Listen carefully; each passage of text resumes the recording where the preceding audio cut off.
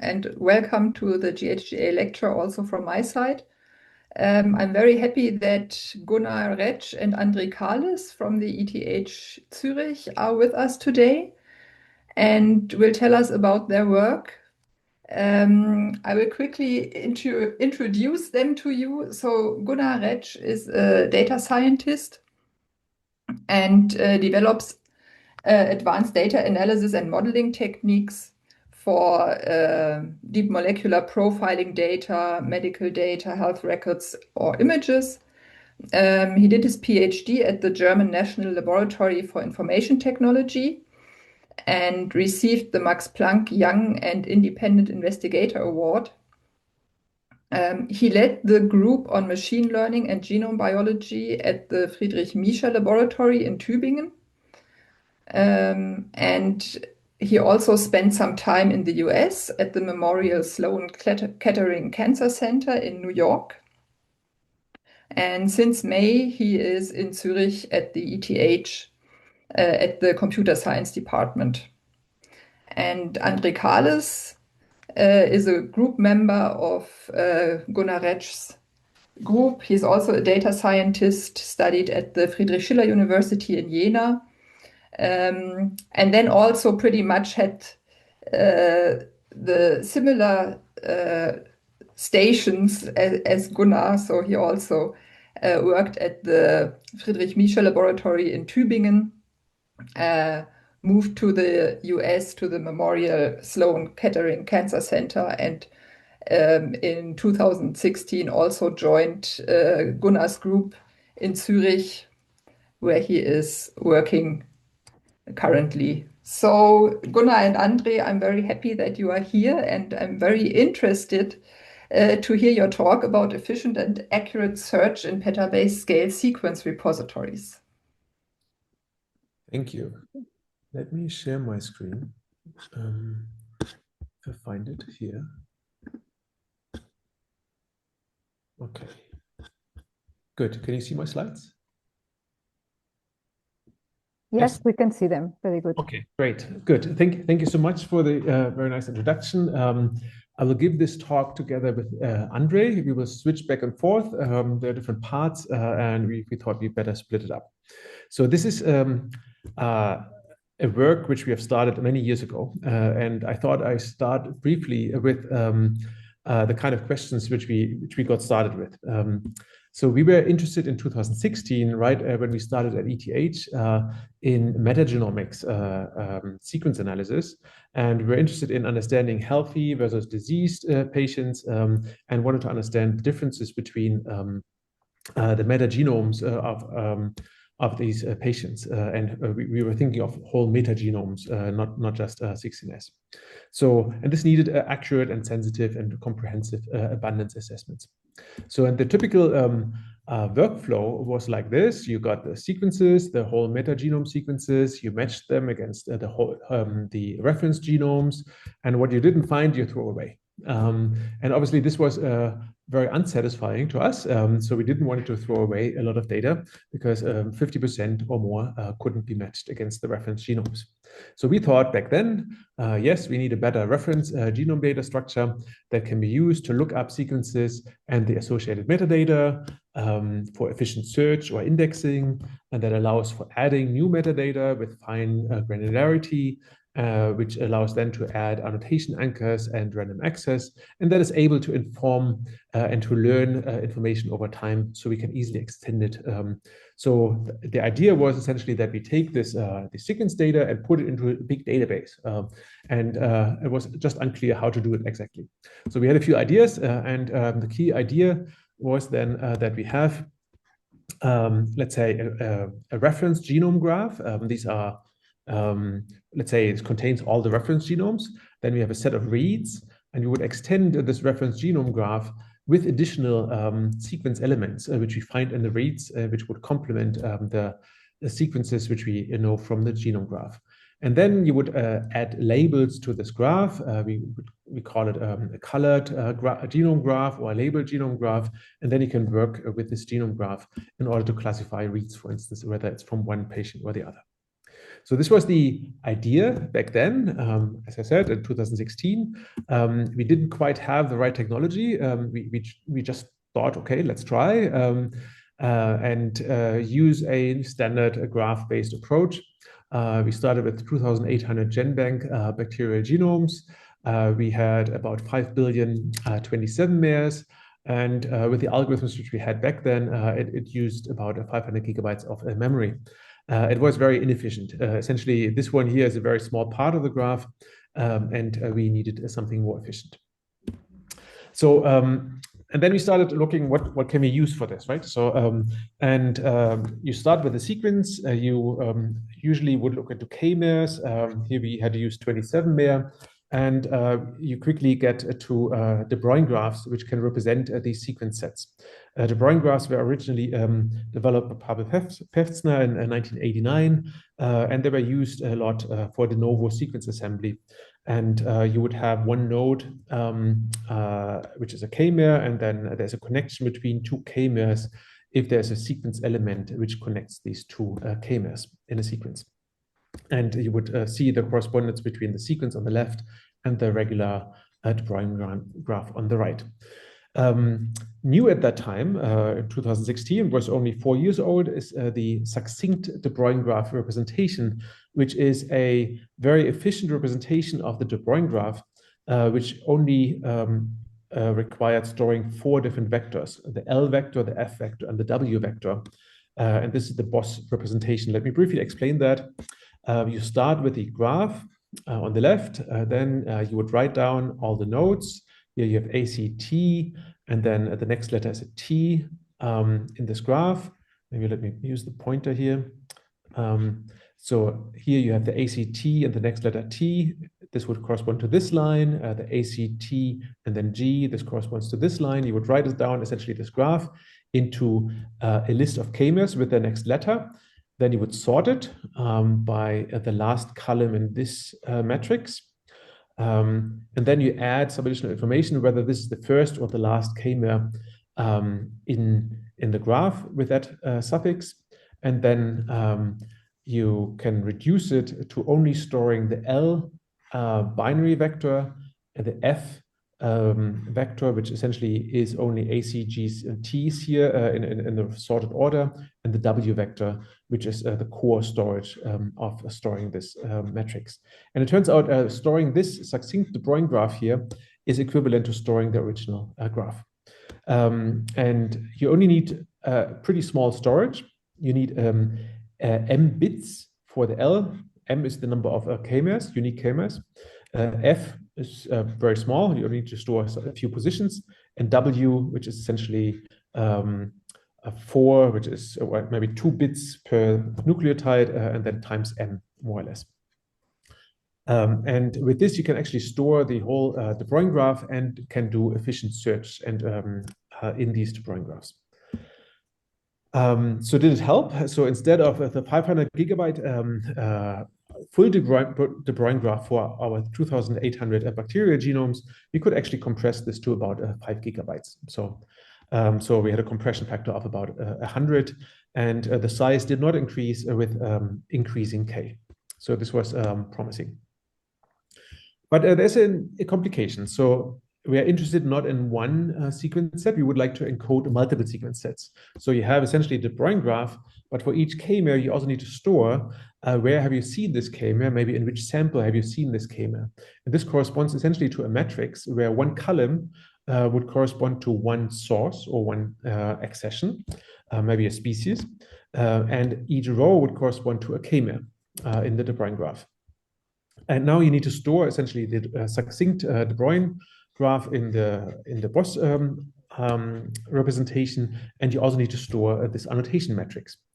And it turns out when you think about the sizes of these matrices, then it turns out that these annotation matrices are quite big. So we demonstrated this on what we then thought was a large viral graph. It had 53,000 strains. It had a total length of 1 gigabase. We had a total number of 260 million nodes. And yeah, we could compress the sequence elements quite small into this succinct de Bruijn graph. But if you added the annotation on top of it, then it turned out that the annotation needed a lot of extra space, and that was really inefficient, right? So we thought new data structures were needed, and we had a few requirements. We wanted to have efficient parallelized construction of these de Bruijn graphs, annotated de Bruijn graphs. We wanted to have dynamic extensions to solve the n+1 problem. We wanted to have search operations for very long strings, for queries and alignments, efficient annotations, and distributed storage of these very large graphs. And the existing algorithms and data structures did not really support this. So this was then the start of a new research direction in my lab, which was mostly headed by André. And that's why I hand over to André to do the next part. Okay, good. I quickly need to Yes. Okay. be allowed to share. Okay, now I can advance the slides. All right. Yeah, so now you roughly know the setup. So let's talk a little bit about how we essentially address some of these problems. I cannot talk about all of them. I mean, conceptually, the metagraph works in a very modular fashion in all aspects. So, and we build very large graphs starting from very small graphs, and I will walk you through a little bit on how this works. So still motivated by the metagenome example here, but this could be really any sample of sequencing. We take m different input samples and build an individual graph for each of these samples, right? So this can be a succinct de Bruijn graph, for instance. So this can happen in parallel. So this is embarrassingly parallel. So you can really farm this out to large clusters.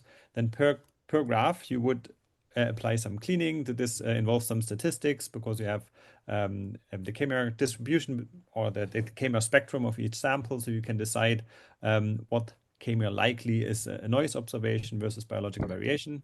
And then you can combine everything into this big labeled graph that Gunnar already mentioned. Okay, and the important part here is that we distinguish two components of this graph. One is the graph part, and the other one, the annotation part. So, and let me talk a little bit about these two modules, because the modularity is really the key concept that also has driven the innovation that we contributed in this area. So on the one hand, you have a coordinate system. This makes not only your space of k-mers navigable in a sense and searchable, but it also helps you to tie the two things together. One is the sequence and the other one is the annotation or the label. As a coordinate system, you can use essentially anything that can represent a k-mer set and implicitly a de Bruijn graph, which is a k-mer dictionary, a hash table, and there's other dedicated approaches that do this. The second is the metadata relations, and this really relates individual k-mers to individual labels that can be a sample or a condition or anything. And this is a binary matrix. It doesn't have to be binary, so it also can be integer, as we will see later. And this is a dictionary of labels, right? And here is where a lot of work has happened on our side to make this efficiently compressible. But the important part is that we can work on these components independently, right? That means we have independent research projects to optimize individual parts of the problem. And a lot of the work here has been done by Michael and Haroon, who have been two PhD students at the time. They have now finished already and moved on, but they made very large contributions to this framework. So I want to credit their work here. Good. So technically, a lot of these modular improvements have resulted in technical publications. I cannot talk about all of them here, just to give you some examples of what we think about. One is how to compress big bit vectors, for instance, on the graph side, so that you can trade off the sparseness of a specific vector against the compression and query performance. And this makes the graph part small and fast. And the other thing is how to compress the annotation. And we'll talk a little bit more about ideas on how we can compress this very large matrix alongside the graph. So conceptually, again, what we have is a binary relation, a relation between the k-mer space and the label space. So this is actually very simple. This is just a binary matrix. The problem is that this is really, really large. So in general, we have on the order of billions of rows or billions of k-mers and millions of columns or millions of labels, which gives you a trillion size entries of these matrix. Fortunately, this has a few properties that we can exploit. One is this matrix is highly sparse. That means a k-mer, it's very rare that a k-mer occurs in all samples or that the sample has all k-mers. So therefore, the load of this matrix is actually not so high. And there's also additional structure on this in this matrix. One is that we have similarity of columns. This happens always if two samples carry the same sequences. For instance, two human samples. Most of the sequence content is actually the same. And the other one is the similarity of rows, where we have neighboring k-mers or sets of k-mers in the graph that carry the same labels. This would be sequences that occur in many different samples jointly, like conservation. And we can exploit both. I will talk a little bit about the columns, not so much about the rows because of time, but you will see that both helps. So one idea, building on the work of others, I cannot go into detail here, was a hierarchical compression of this matrix. This is, we call this BRWT, which builds again on a paper by Barbet in 2013. BRWT stands for binary relation wavelet trees. So this is a hierarchical compression scheme where you take your binary matrix and step by step, you cut it up into smaller parts. First, you would find rows that are exclusively 0. Of course, you could also flip this and find rows that are exclusively 1. But since we have very sparse matrices, we look for zeros. And then you would mark this down in a vector and essentially mark down the row that was 0 with 0 and all the others with 1. This is like the logical OR across all the columns. And then you can halve the matrix into 2 parts. And each part will then be further compressed using the same rules, right? You remove empty rows with this binary vector here, and until you only have individual elements left. And you will only store the red parts here, okay? Instead of storing the full matrix. Depending on how sparse the matrix is, this can be very efficient to query, but more importantly, very efficient to store. Based on this, we further optimize this compression scheme by making the tree a little more complex.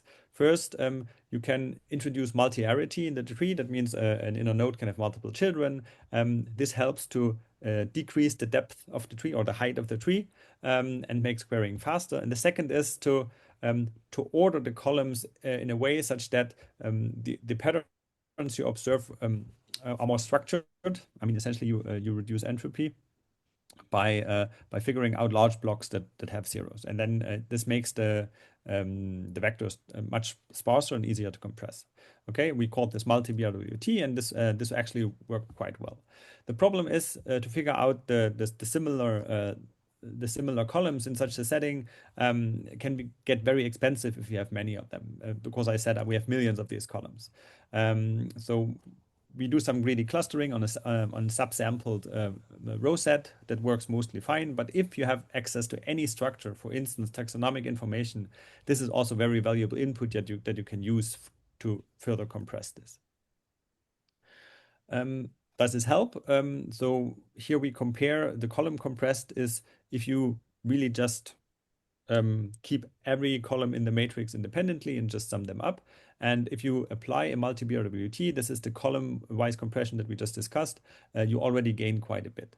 A second way to compress is to exploit the row similarity. Here you would essentially walk along the nodes in the graph, use the graph topology to look at your neighbor and do a reference-based compression on your neighbors in the simplest sense. So you can also do this, and that means you will get a similar effect by exploiting the row similarities. Now, what is striking is that these two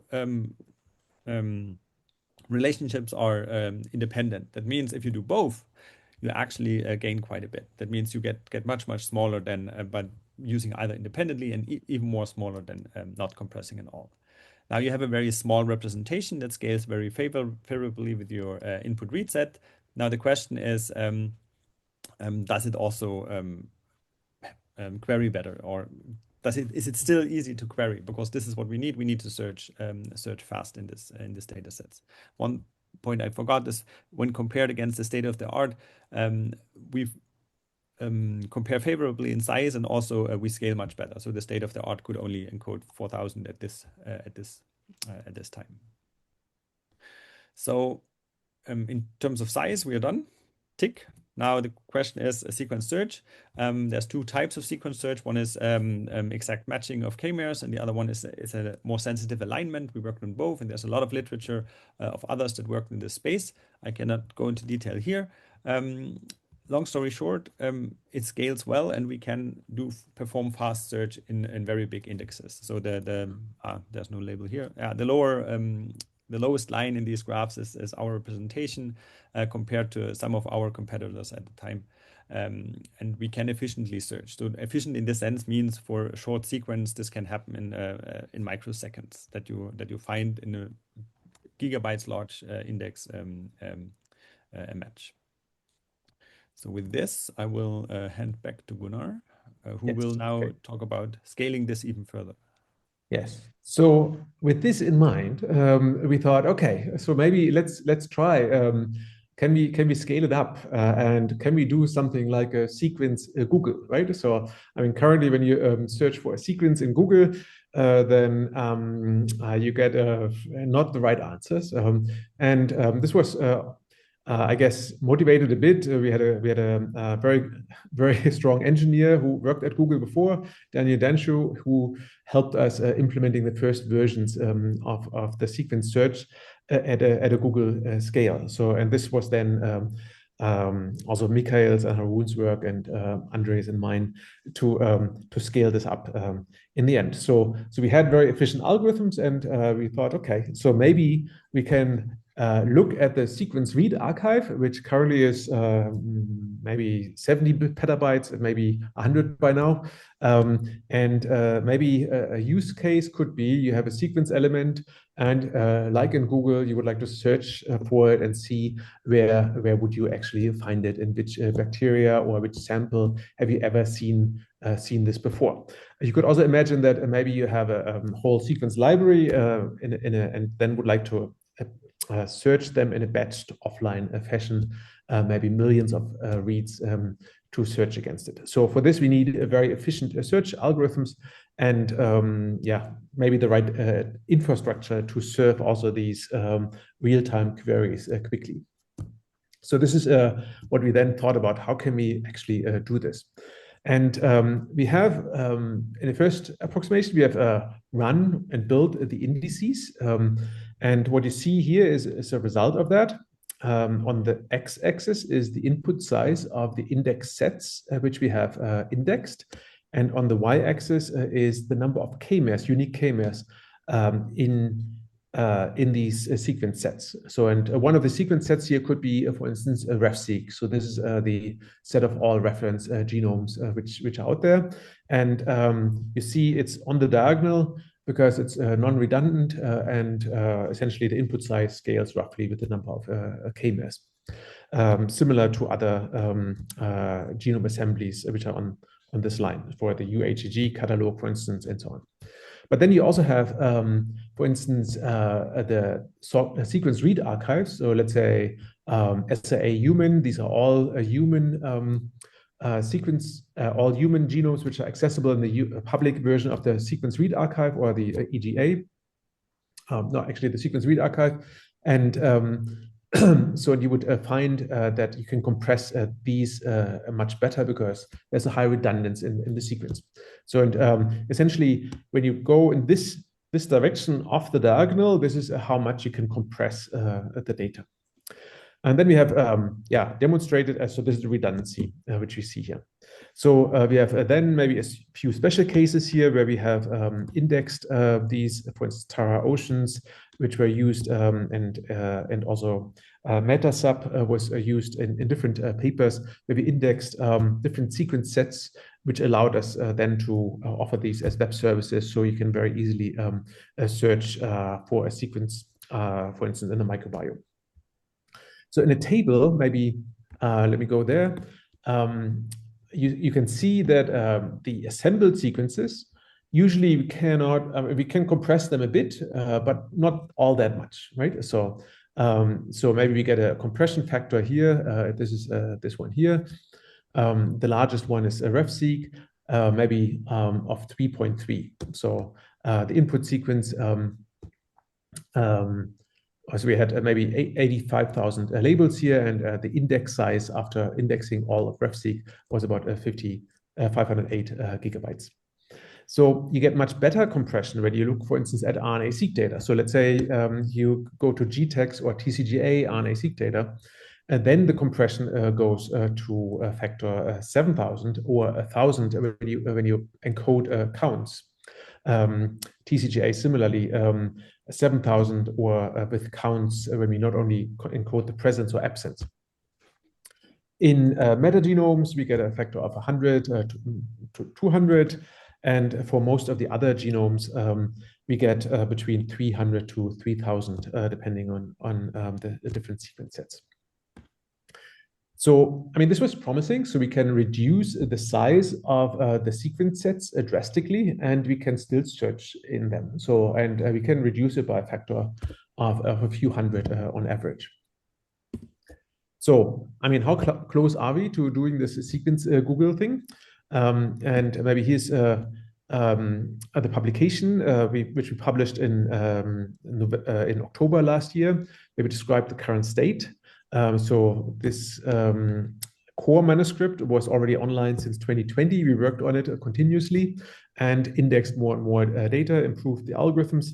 And by now we have about, at the time of the publication, we had about 30% of the samples indexed. And today we have about 78% of the sequence read archive indexed and searchable and downloadable for you from an S3 bucket on AWS.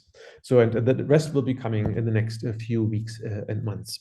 Obviously, it's very hard to be complete because the sequence read archive grows significantly every week and every month, so it exponentially increases in its growth. So it's hard to keep up with it. So, but we try.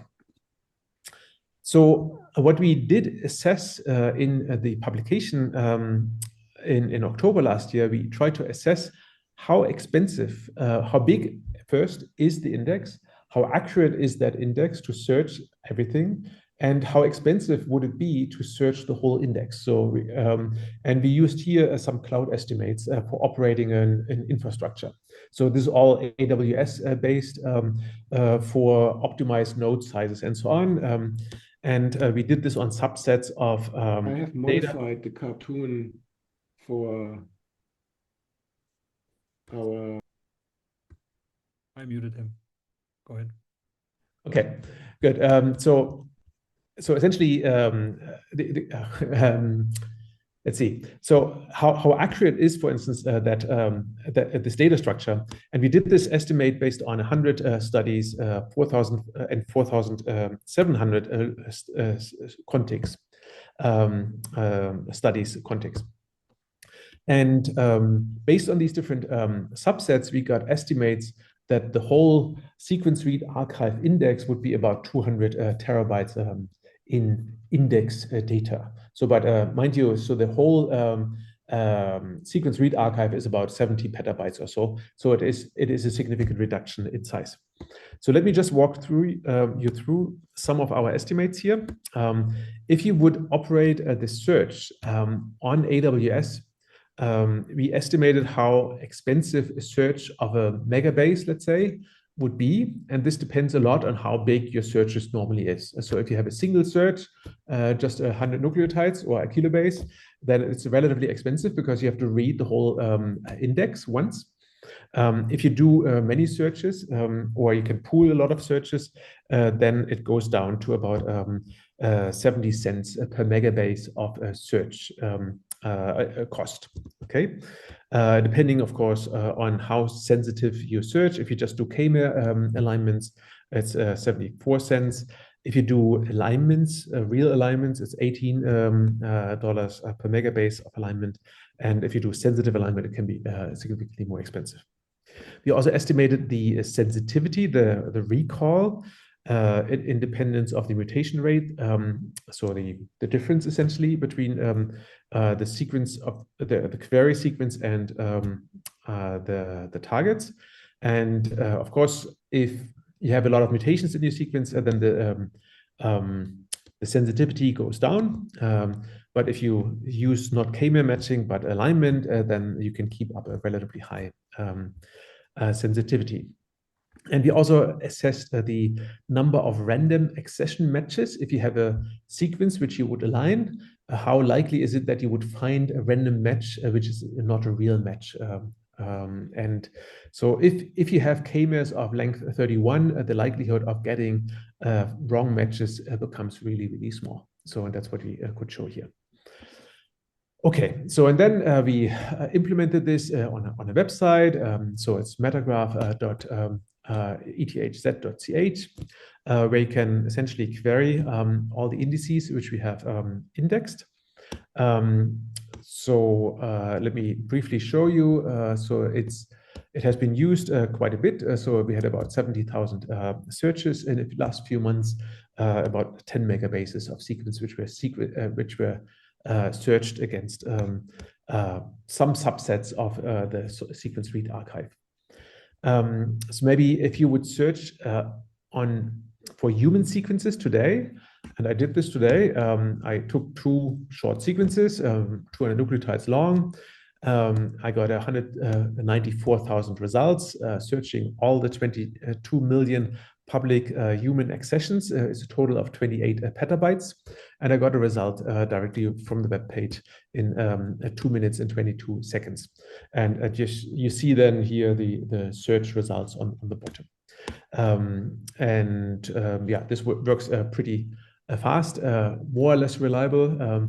It runs the backend runs on local servers. The indices are hosted on NVMEs. It's about 150 terabytes of NVMEs. We bought them relatively cheap for just 10,000 euros.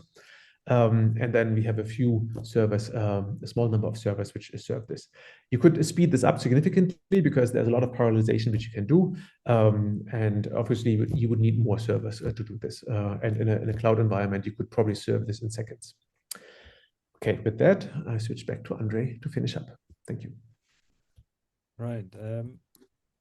Okay, let me use the last few minutes that I have to say, okay, how does this look now specifically for humans? So we just ran this experiment for this crowd to see if I take high coverage human genomes just out of a 1,000 genome profile, how well does it compress compared to standard compression or representations of the genome. So we just took 10 random samples. We used the CRAM files, downloaded them. We stripped them of quality scores because our graphs do not preserve the quality scores, so to make the comparison fair. So the average size of each of these samples is about 12 gigabytes. So and now we took this and individually compressed it with different graph representations, and then also put them into a joint graph. And what you see is always average sizes to keep a single sample. Okay. So case 1 is we keep the full graph, no cleaning. That means we do not throw out any k-mers. And there's 2 ways you can keep the graph. One is with counts. That means you know how often each k-mer has been observed in your sample. And the other one is present absence only. You can only tell whether you have seen a k-mer in a sample or not. The sizes you see here in yellow and green, these are this use case that you have the uncleaned samples, but you reduce it by to 1/3 or 1/5 of the original already compressed CRAM size. And these data structures are fully searchable. Now, if you take several samples and compress them into a graph of 4 or graph of 10, then you gain slightly even more over the single graph compression, right? That means if you use the redundancy in between samples, you gain further. And one more step that you could do, you could remove statistical noise from the input. That means we would just remove k-mers that appear not often enough in a certain context of the graph, and that what we call a cleaned graph. And here you can reduce actually the size to down to 1% of the CRAM size, and can for binary queries, or 8% of the CRAM size for count queries. That means it's with 1 to 8% of additional storage, you can actually get query capability for your human data, which is not too much, we would think. Okay, lossless compression is also possible, but it's a bit more expensive. Good. I'm trying to advance the slide, but it doesn't work. Okay, thank you. To use cases, why is this useful? Why would you want to index raw data in a human use case? Here, this is GTEx data, and we show that you can very easily find a non-contiguous variation in these graphs. For instance, transplicing or also structural variation, where you have a non-contiguous alignment in the human genome. So if you advance the slides one more, right? So this is how this would look in a SAM or BAM file, right? That means all the alignments against the reference genome are clipping one side of the read, right? Because the aligner cannot do a contiguous alignment because they're out of order. But the graph would easily allow this, and it does. So we find all these junctions in the graph representation of GTEx in many, many different tissues. So you can do these kinds of queries. Likewise, if you have count information, this is all again for an RNA-seq, but this also works for DNA-seq. You can get a positional count quantitative information. And this is the comparison on the left between the alignment of the raw reads using star against the reference genome and how the quantitative profile, if you query this sequence against the metagraph for a single sample, would look like. So you get this for all the samples in the cohort at once. That means instead of aligning against thousands of samples, you can just do one query and get the counts on all the individual samples. So GTEx are about 10,000, TCJ as well. And these queries are very, very fast. And of course, tissue specificity is also preserved. That means you only see the counts in the samples where you actually have information. So this is a slide I think I'm skipping over because we are very short on time. But I will just uncover it to say you can do many things with Metagraph, and there are many different use cases. Yeah, feel free to come back to this slide and the recording if you need ideas what you could do with our tool. Yeah, I would like to summarize that Metagraph is a very modular and a highly scalable framework using annotated De Bruijn graphs for search and sequence representation. So far, we index about 35 petabytes worth of input data. It's further growing, and we make all the data available public, so you can download it or use it for free on metagraph.ethz.ch. Yeah, there's an open source tool that you, of course, also invited to contribute to if you have ideas on how to make this better. Our next steps are to index more data and make it available. So we've secured some compute resources so that we actually can complete the SRA up to a certain cutoff date. So maybe not yesterday, but let's say mid last year. And yeah, ideally, we would like to build a community to learn more about how to use this tool and yeah, to get further inputs. Then let me do one more shameless plug. We are organizing a Genome Graph Symposium this year in Ascona. Again, this is a biannual conference. This is the 3rd edition.